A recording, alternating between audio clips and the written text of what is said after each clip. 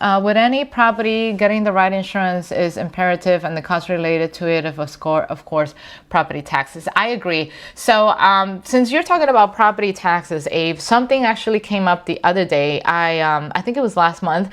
I received the appraisal for all of my properties in Alabama. So just so you know, the appraisals can be subjective, just like it is with a tax appraisals and the property appraisals. They are sort of like evaluated the same way. It is based on an opinion of an individual, and is based on the comparables in the area. So it seems that for my 17 unit, the state of Alabama actually sent out 2 or 3 different appraisals to evaluate my properties. So all 3 of them, or all 2 of them, actually had different opinions. So I got one property that was worth, $70,000, and all of a sudden I got the same slip with the appraisal for another property that was literally next door, and it was close to $200,000. So when the property is appraised at such a high value, it can only mean one thing. That means your taxes are going to go up. So what I did is that I actually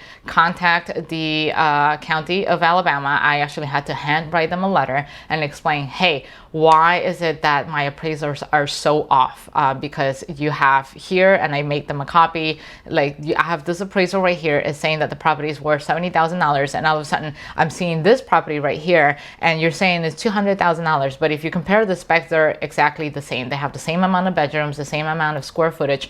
Please either send someone in or make the readjustments, because I don't think it is actually accurate to have these so off from one another. And what that's going to do is it's going to save some money off of taxes. And by that, I'm not saying let's evade taxes, but you also want to be fair. You're trying to be a fair investor. So it's just about fair that you ask for the same kind of fairness in return. So I'm still waiting for their answer to see what is it that they decide. But you have to stay on top of your properties. You have to stay on top of the taxes, because even the government makes mistakes. Everybody makes mistakes. So always stay on top of it. So that way you can actually just reach out and make sure that your cost is actually in check, and that all of your expenses are in check. Because remember, it's not about how much money you can make, it's about how much money you can actually keep in house. And staying on top of those expenses, like the property taxes, is actually one way to control your expenses.